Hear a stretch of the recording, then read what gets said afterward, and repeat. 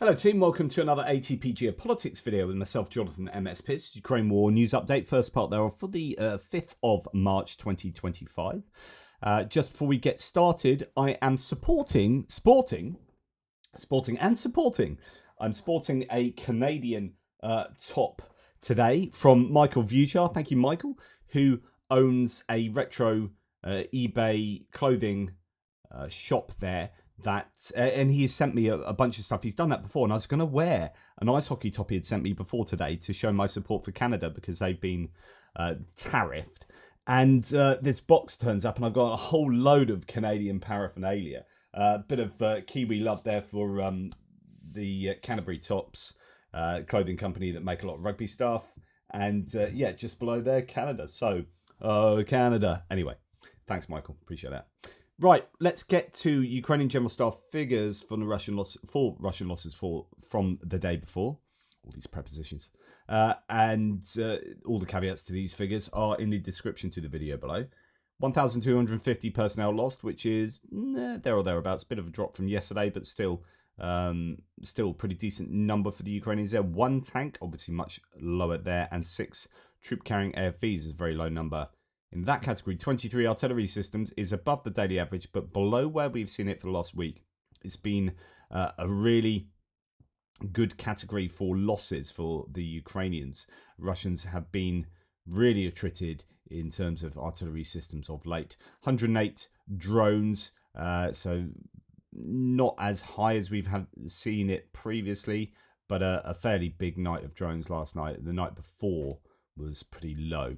Anyway, 84 vehicles and fuel tanks and 1 piece of special equipment. So every category there down really on where we've seen them, where we saw them yesterday as well in terms of the personnel losses. So yeah, could be quieter just along the front as culmination is hurting the Russians. Both sides are going to be fairly exhausted. Ukrainians have been on a back foot defending for so long. It's been attritional for them, of course, as much as it has. Well, not as much. It's been more attritional for the Russians, but the Ukrainians have fewer people to draw from, all of which we know. Okay, Nalcio's done an analysis of the losses in Prokrosk region. Often comes out with these different regional losses. We talked about the Kursk area being quite a problem for the Ukrainians of late. Here in Prokrosk, pretty good numbers for the Ukrainians. And this, I think, shows, that the Russians have been really losing a lot of equipment and personnel in Prokrosk as they have made inches of late in terms of very small gains there. In fact, some of the mapping is showing that Uspanivka and other places around there, the Ukrainians are pushing back. So Prokrosk, the Russians might well be having net losses in terms of territory there. In terms of the material losses, since when was the last one? This is the 3rd of March. The last one was the 10th of February. So not quite a month. But the Russians have lost another 67 pieces of kit and the Ukrainians 16. So some pretty good stats there. It's about a 4-to-1 ratio of Russian to Ukrainian losses. Visually confirmed losses. So that's good news for the Ukrainians. And you can see the breakdown there. And likewise for the Ukrainians, the breakdown. And in total, so the total number of vehicles is 2,352. So let's call that 24,679.7. So that's about 3.5-to-1 maybe ratio. Russian to losses and Russian to Ukrainian losses. So what the last month has shown is that's been above the ratio that we have seen previously in favour of the Ukrainians. So a good month for the Ukrainians there potentially. Okay, moving on. Cluster munition strike on a Russian military training ground. I find this interesting. Both sides, I think, do this. Now, okay, Ukrainians may have struck with cluster munitions yesterday, but it seems very coincidental that this footage is released just after the Ukrainian training site was hit the other day with an Iskander cluster munition. And both sides, as mentioned, do have a tendency to do this. When you have a bit of bad news, you want to hit it with good news, and you release. It may well be that Ukrainians have held this footage, waiting for the most opportune time to release it. It's not that it didn't happen. This has happened, right?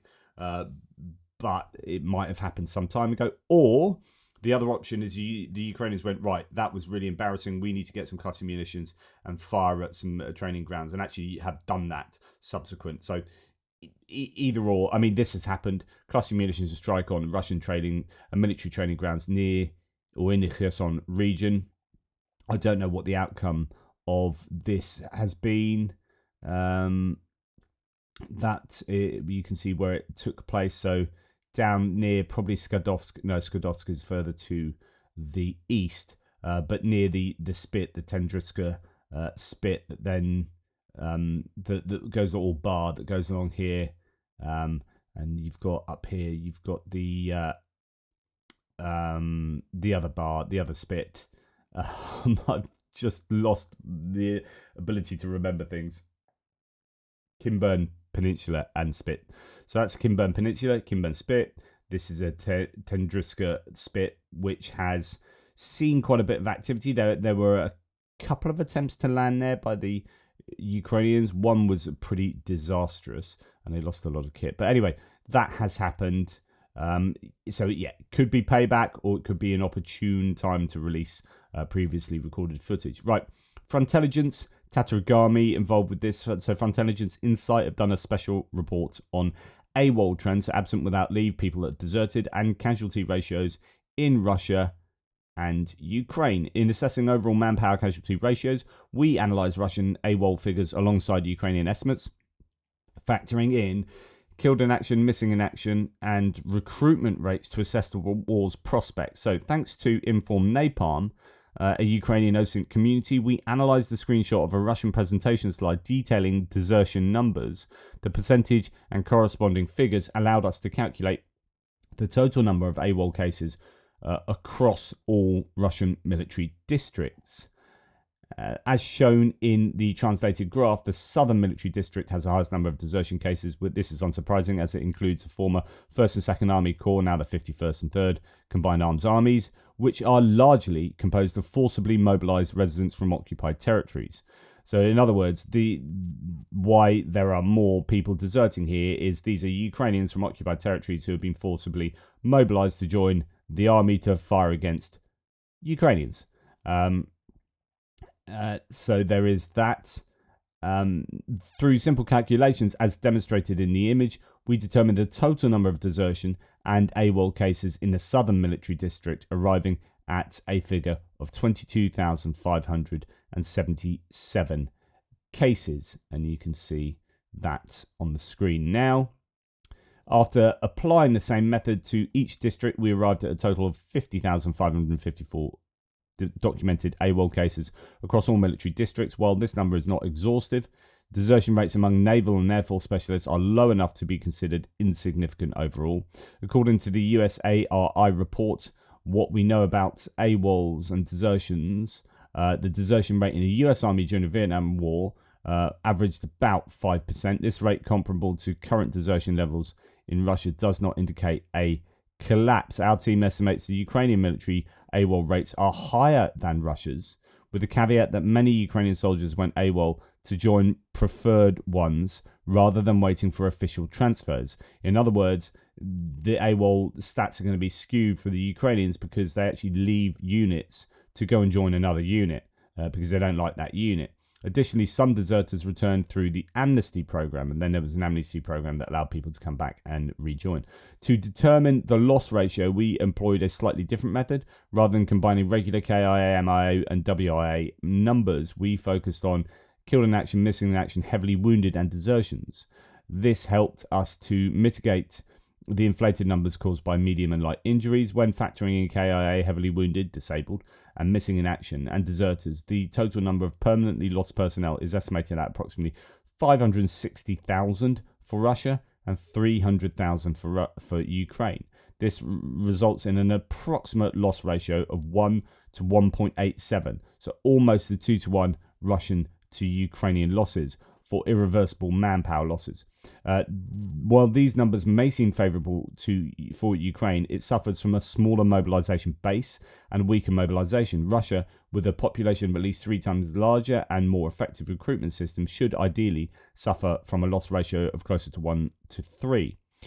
In other words, that's looks good for Ukraine, but they have fewer people to draw from, and so each individual wounded, deserted, POW, killed in action, all of those casualties will have a greater effect on Ukraine than they do on Russia. Russia holds a clear advantage in sustaining force generation. Even under the most conservative recruitment estimates and optimistic casualty figures, Russia is able to maintain its force generation over time, not only to gradually replace losses, but also to form new units. From strictly a manpower and force generation perspective, our team has a negative outlook for Ukraine, unless a significant factor would influence recruitment or shift the casualty ratio to 1 to 3. Political and economic factors are beyond the scope of this trend prediction. In general, when both sides in a war face growing AWOL rates, it signals growing exhaustion. In such situations, neither side is likely to achieve a decisive victory nor suffer a total collapse in the near term, unless a significant balance shift happens. So that is probably evidence, if this is accurate, that Ukraine will need to bring this war to a conclusion, because this is more unsustainable for Ukraine than for Russia, and that might indicate why Zelensky does seem to think it's worthwhile groveling to Trump in order to bring about some kind of conclusion that's, because they can't keep going on like this forever. My position of most Europeans appears to be they need to be going into negotiations from a position of strength, and that, for me, it would be like 6 months of giving them everything they needed, and to have the Russian economy get absolutely hammered, and then that would force Russia into negotiations from a less favourable position. But the problem is the US is doing the exact opposite to what is needed here. So they are not only not doing anything negative for Russia, they're doing things positive for Russia. So they've stopped weapons to Ukraine. They are looking at reducing sanctions on Russia, and it's as if they're doing exactly what Russia wants, like 100%. And this is a real frustration. Anyway, on to distant strikes. We have a high number of Shahed drones again, 181 after a kind of fewer drones night before. Of the 181, 115 were shot down and 55 were taken out by electronic warfare. That's actually a really high number, relatively speaking, of drones that weren't intercepted in some way or another. So that makes 170. So out of 181, 11 drones got through. And it's a much higher rate than we normally see of drones that have got through. Now, there are Iskander M or KN-23, the North Korean ballistic missile. Iskanders were sent, 3 of them were sent, and 1 S-300, that's the surface-to-air missile used in its ground attack mode. Interesting that we're not seeing as many S-300s sent as we previously were. I wonder if they have used up a lot more of those, or do they not have the S-300s in position, particularly north of the border around Belgorod, sending them in incessantly into Kharkiv? Well, actually, they did. There was a cessation because there are fewer S-300s sent than we've certainly previously seen. Ukrainian Navy did destroy. They're doing what does this tell us? So the Ukrainian Navy destroyed 13 Russian Shahed drones overnight.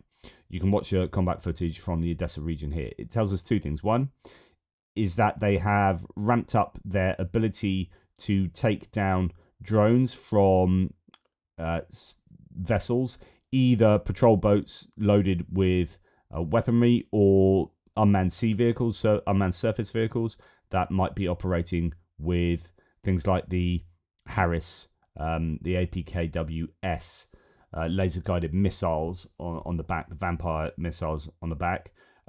It also shows that Odessa is being threatened an awful lot with a huge number of drones and missiles. And indeed, yet again, last night, Odessa was hit. Critical infrastructure was damaged. One person was killed. Part of the city was left without electricity, heat, and water. Debris damaged private houses and a fire broke out.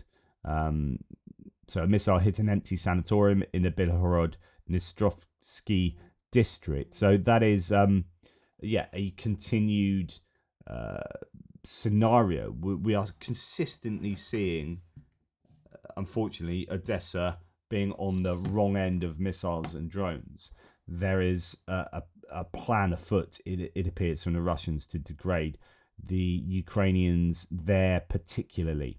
Someone was saying that ship that the Russians claimed they hit the other day that had on board British weaponry, then there were claims of American radars and whatnot that had stopped off in Turkey before coming into the port of Odessa. Then, just as it was about to get rid of all the supposed military equipment on board, the Russians claimed that they hit it with some missiles or a missile, or they claimed it sunk and it was all wonderfully successful. Well, apparently that ship has already made it to Turkey or something. So if I'm to believe the people in the comments threads, then that couldn't have sunk because it's happily sailing off elsewhere. So probably not as bad. I mean, I think it probably was struck, or the cargo on the port side or something was struck near or on that ship the other day, but it doesn't seem to have affected it in terms of, well, it's certainly not sunk. Now, moving on to other bits and pieces. Here, we're going to start with North Korean soldiers. This is a really long Chris O wiki thread, so I'm not going to go through it all. But we'll just get a flavour of what's going on here. So this is out the 12,000 North Korean soldiers sent to Russia to fight against Ukraine. Only 2 have been captured alive. They've recently been telling their stories to American and South Korean journalists, providing a unique perspective on the war. Now, they generally don't get caught because they commit suicide, throw themselves on hand grenades or whatever, before they are caught. Now, but these 2 men are 21-year-old Baek and 26-year-old Ri, left and right there.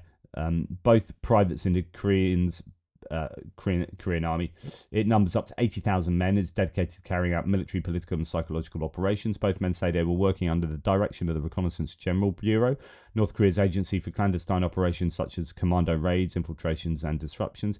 Each battalion of around 500 men has 1 or 2 embedded political officers from the Ministry of State Security. The political officers told the men that surrender was treasonous and was not permitted. They were expected to kill themselves or be killed by their comrades if wounded. However, both Ri and Baek were the sole survivors of their units. They suffered critical injuries and left them 2 wounded to commit suicide and their comrades 2 dead to finish him off. Ri, a reconnaissance sniper, said he was conscripted at the age of 17 from compulsory military service that lasts a decade. He has not seen his parents for a decade. Baek, a rifleman, enlisted voluntarily in May 2021 and underwent 3 years of training. The 2 men were children of North Korea's professional class, enjoying privileges such as being able to live in the showcase capital of Pyongyang, studying English and owning smartphones, albeit restricted to North Korea's closed intranet. Both men were sent to Russia in late 2024. Ri says he was sent to a training ground in Vladivostok in early October and arrived in Kursk region in mid-December. Baek went in November and reached Kursk on January 3rd, 2025. Neither man realized initially where they were going. The 2 men were issued with Russian army uniforms and falsified Russian military IDs. The training was similar to that in North Korea, but included additional lessons in dealing with the threat of drones. A diary found by Ukrainian forces on the body of a North Korean soldier illustrates anti-drone tactics. It describes using one soldier as bait for a drone, maintaining a 7-meter distance from it, while the other 2 attempted to shoot it down. Goodness me, I wouldn't like to be the bait there.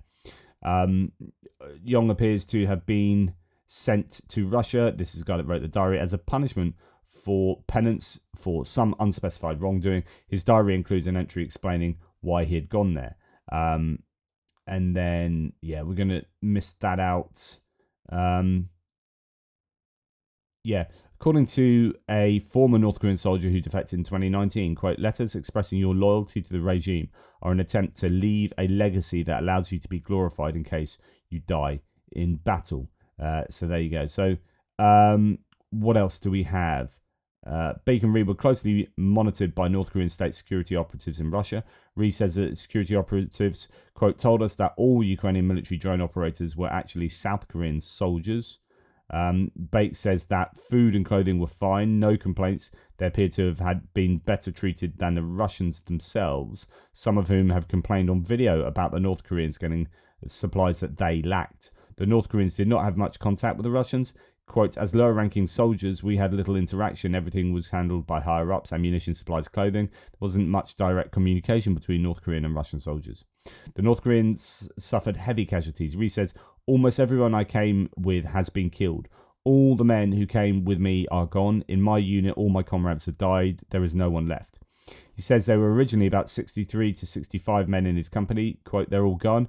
I'm the only one left. It was my first time experiencing real combat. When I saw the bodies of my comrades, a lot of thoughts went through my head. Some blew themselves up to avoid capture, leaving nothing but headless or half-torn bodies. In the dead of winter, the snow falling like this, they lay there, and the smell of blood still lingers with me. Ree was one of the last in his company to be sent into combat. He says that the earlier platoon suffered heavy casualties. His own company has carried out a supporting role transporting supplies and recovering the wounded, quote, until we had no choice but to fight ourselves. Both men were critically injured within a few days of arriving on the front line. Bate was part of a 10-man North Korean unit sent in early January to block a Ukrainian supply route. They were attacked with heavy artillery and drones, killing most of the North Koreans. Bake found himself crippled with shrapnel on his legs. He lost consciousness before he could kill himself. Wow. Harsh. He was found, as required by Army protocol, he was found 5 days later by Ukrainian special forces who persuaded him not to blow himself up with a grenade. Ree went into combat on 5th of January, but says the unit suffered heavy casualties due to drone strikes and artillery fire. We relied on Russian artillery support, but they fired behind enemy lines instead of covering us properly. That led to unnecessary casualties. Ree was part of a 3-man squad that followed the main force. Our company launched a frontal assault while we moved in to disrupt enemy lines, but we walked into an ambush. Drones spotted us. For both Ree and Beck, drones are the greatest threat they faced. Ree claims that the North Koreans shot them down. Russian troops often talked about drone threats, advising us to hide or flee, but our army's marksmanship is strong. We just shot them down. By contrast, Ree says that, quote, we received basic training, but there was no specific strategy for drone warfare. Our training emphasized speed, running, hiding, or shooting drones from the ground. We never learned how to take them down effectively. He admits, quote, we underestimated unmanned aircraft. Drones were the most devastating. So many were lost because of them. So I'm just seeing if there's anything else here. Yeah. No, and there is more in that thread, but you can happily go and read that at your own leisure. Interesting. So here's Mario saying, Poland has confirmed that the US has suspended military aid to Ukraine through Polish hubs. This is bigger than Ukraine. This is Europe's survival test. Trump and Musk just handed Putin the keys and called it peace. The US state is gone, America's out. Either Europe wakes the hell up, builds its own war machine and defends itself, or Putin will be drinking vodka on your front lawns. Ukraine fought off the second biggest army in the world for 2 years without flinching. They'll hold their line longer if Europe grows a spine. This isn't about Ukraine anymore. It's about all of you. So that's the general thoughts there. But the important part there is that they have stopped aid through Poland. Polish hubs have confirmed that. Now, Trump did a State of the Union type speech last night. Trump offers no details on whether the US will resume weapons deliveries to Ukraine. He said in his address that he, quote, appreciates President Volodymyr Zelensky's recent statements expressing Ukraine's readiness for peace. So there was a bit of a kind of groveling, you could call it groveling, basically Zelensky giving Trump rhetorically kind of what Trump has demanded, which is kind of, you've got to thank me, show your appreciation. It's all very distasteful in my opinion. But Zelensky's said, look, we need it, we've got to do it, let's knuckle down and do it.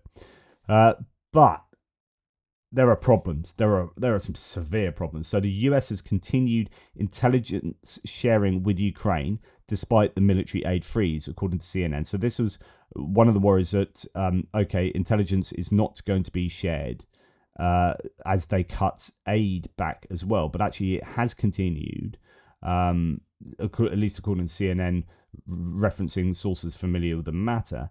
However, this has happened since. So another step towards peace. Asks Noel reports the US has banned the UK from sharing Washington's intelligence with Ukraine as part of its shift away from supporting Zelensky, according to the Daily Mail. Sources say this move is part of the US's freezing military aid to Ukraine. So there actually is an infringement on intelligence sharing. The UK not being allowed to share intelligence with Ukraine that they have received from the US. Now, Michael McKay, Canadian here, says Tulsi Gabbard is a Russian agent and passes the secrets of 18 US intelligence agencies to her handlers in Moscow. Maybe a degree of rhetorical indignation there. According to the Daily Mail, the Musk-Trump regime banned the UK from sharing US-sourced intelligence with Ukraine. Musk and Trump are Russian assets. So the thing is, like, why would you do this? And, like, the only reason to do this is to make it more difficult for Ukraine. Like, there is no other reason. This is to punish Ukraine. The American administration is not interested in Ukraine operating from a position of strength. They're not interested in Ukraine prevailing. They would prefer that Russia prevailed so they can get on and do some economic deals and move their corporations back into Russia. That's what they want. Ukraine prevailing is of absolutely no significance to Trump and Vance. Vance has already said before coming to power that he didn't care about the outcome for Ukraine. Now, the analyst says the reports from this morning that UK has been told to stop sharing US intel with Ukraine. US has stopped allowing the UK to pass on REL UKR, that's releasable to Ukraine-grade intelligence. A similar instruction has gone out to all Five Eyes participants, so that's Canada, New Zealand and Australia, as well as the UK. The US says it will release intelligence to Ukraine only, so they're going to do it directly to Ukraine. And again, this is not trusting other allies and also not wanting Ukraine to succeed. Through its agency in Kiev, which will be tightly controlling what is released, the US may have the best systems, but it's not the only one with a widespread intelligence gathering capability. It signals intel that matters most because it can be such a giveaway of enemy intentions. This is unhelpful, he says. And yet another blow to Ukraine as it fights a relentless enemy. Who needs enemies when you have friends like America? That's a conclusion many are starting to make. Right. It's worth understanding a little bit about Five Eyes. So Five Eyes is a really sensible thing, assuming that everyone in Five Eyes is going to be consistently singing from the same song sheet, right? This is about, well, the UK has had an intelligence operation in, I don't know, let's pick any old country like Mali. Okay, the UK is operating intelligence in Mali. The US is operating their intelligence services in Mali. So you've got two officers there and personnel. Then you've got Australia and New Zealand maybe operating there. And you've got Canada operating there. Five Eyes gets together and say, what's the point of all of us doing the same thing here? We just need to pool our resources and operate accordingly. And so what happens is the US, being the biggest and most powerful and has the most personnel, says, right, we're going to take the lion's share of the work here as, you know, as the size of our country indicates. And Canada, UK, Australia, New Zealand in proportion to that. So you're like, okay, so the UK shuts down its operations in all these different countries. And so does Canada and Australia and New Zealand. And they're operating American in most countries. And actually, UK, you've got strength in this particular country. You've got a lot of history of that. So you're going to be the ones operating there. This is how I understand it. Canada, New Zealand, Australia, likewise. So they all do their bit around the world, which is all great until the US does what it's just done. So the US then goes rogue. It's become a rogue state and it's joined Russia. And now the UK is like, well, we shut down all our intelligence operations in all these countries that we used to have. So the UK used to have amazing intelligence around the world, given kind of our size. We punched above our weight in terms of that, you know, probably as a result of the British Empire and all that kind of stuff, legacy that going on there. So we had all of this footprint all over the world, and now we don't, because we have pooled our resources with what would otherwise be a tight-knit group of countries. Well, they've gone rogue, and they're the ones that have the largest impact on this group of countries, Five Eyes, and that's a real problem. So now, like, if a bit like being technologically and and industrially dependent on the US in terms of our defense military industrial complex, we're also dependent on the US now very much in terms of our espionage. And if the US go rogue, how quickly can we ramp up manufacturing of stuff that doesn't rely on US tech? That's what we're wondering about in Europe, but also in terms of espionage. And then the US say, well, you can't share this intel with Ukraine, and actually you're responsible on us for getting a lot of this intel anyway nowadays. It becomes a really big problem. Anyway, I thought I'd go into that. Sorry. Anton Gerish. Oh, well, let's come to that at the end, actually, because let's just very quickly go on the State of the Union. So the State of the Union speech last night from Trump was essentially just a litany of lies. Just he lied about Ukraine, did the whole 350 billion of military aid, dollars of military aid given to Ukraine, and Europe's only done a tiny fraction of that, and it's just a load of absolute nonsense. Trump repeats another massive lie, claiming that the US has spent $350 billion on Ukraine and Europe, and on Ukraine and Europe's only spent $100 billion, but the real numbers are the US 114 and Europe 132. Different interpretations and how you get to those figures, and it is. It's a real issue. It does my nut in that these lies continue unabated the whole time. So anyway, I don't want to go any more into that speech because it was pretty horrific, in my humble opinion. I just want to go back to this idea of stopping aid to Ukraine. So what is the point of stopping aid to Ukraine other than to hurt Ukraine? Like, if you wanted Ukraine to grovel and they've sent a letter and they've groveled back to you and they're looking at signing the deal, and there's all this talk about a minerals deal being back on, although it is, where are we? Here we are. So Ukraine natural resources deal not ready. Some people there were rumors that it was actually signed yesterday, but that's not the case. Trump apparently wants better terms now, which we can talk about this later in the geopolitical video. An agreement between Kyiv and Washington on natural resources is not finalized. He wants a bigger, better deal. He wants to screw Ukraine over. And all of this is like it's about screwing Ukraine over. It's not about screwing Russia over. It's about giving Russia a free pass, but it's about extracting as much as possible from Ukraine. Ukraine having the concessions. You need to apologize. You need to say how wonderful we are. You need to do all this. Okay, you've done some of that. That's not enough. That's not enough. So we're going to not provide you with weapons, which is going to result in your soldiers dying, not Russian soldiers dying, your soldiers dying, and your civilians dying. This is why it is more important for the US that Ukrainian civilians die than Russian soldiers die. That's a calculation the White House has made, and everything they are doing at the moment backs that up. I think it's absolutely disgusting. Now, Tim White says, well, sitting through that speech last night, he failed to mention a more than 5% drop in the stock market in the last 2 weeks as a result of his policies. So there's, interestingly, he said, anyone that oversees, he's previously tweeted, although it's been deleted now, he previously tweeted that any president that oversees a 1,000 point drop in the Dow over 2 days should be impeached, and then he's overseen a 1,300 point drop. So, there you go. Incidentally, the last 3 weeks, Moscow, but this is the point I was wanting to make, Moscow's index has risen 9%.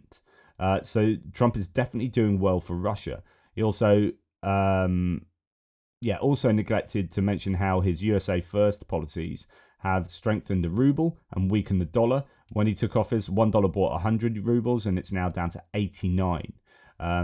So Trump's Russia First policies continue to work for Putin. And actually, we can see that in Gary Kasparov here saying, what's everyone complaining about? The market's doing great. Yeah, the Russian market. Absolute shocker there. Really, really, not cool. Right, and then on to Anton Gerashenko saying about 7.7 million barrels of Russian crude oil with India as the destination point have been held on tankers for more than 2 weeks now. It looks like Indian refiners are refusing to accept Russian cargoes that have been moved on sanctioned tankers Several Chinese ports appear to be doing the same, according to Bloomberg. The premium, and of course, this is stuff put in place by the EU, the UK, and the US under Biden. But remember, nothing's been done. Nothing, literally, no extra aid has been given, or extra sanctions have been given under Trump. But he still lies. Look at that. Look at the claims there. That's an amazing graph to just show the sheer scope of the lying. And it's still going on. It's been corrected how many times, and he's still saying it. It's disgusting. But yeah, so the premium that ship owners charge to transport Russian oil has also decreased drastically. Quote, the cost of transporting 1 million barrels of Urals crude from Russia's Black Sea port to the west coast of India has increased to $7.9 million, up from $5.6 million at the end of last year, Bloomberg writes. The impact of the sanctions President Biden's administration introduced in January appears to be very significant. And those are the sanctions that the US want to relieve. And that's really, really frustrating. Anyway, that's enough from me. Really appreciate your support. Thank you very much for watching. If you do fancy helping out, I'm going to be doing a live at the moment. We're not at the moment. This afternoon, just a very short one to talk about the new NAFO fundraising campaign that we're involved with together. We're already a fifth of the way there. It's absolutely staggering, and I haven't even talked about this yet, really. So that is fantastic. Gonna have a chat with, I think, both Roman and Rick. So pop along to that at some point this afternoon UK time. I'm also doing the Jiggers Poor end of campaign raffle with Irina and Jonathan Fink, and that should be at about I think it might be 3 o'clock UK time this afternoon as well. So real fundraising day today. But thank you very much for all those who have helped with both campaigns, all the campaigns we've done. You guys are just the best. Fact. That's a fact. I don't lie, right? You guys are just amazing. And that is a fact. Take care. Speak soon.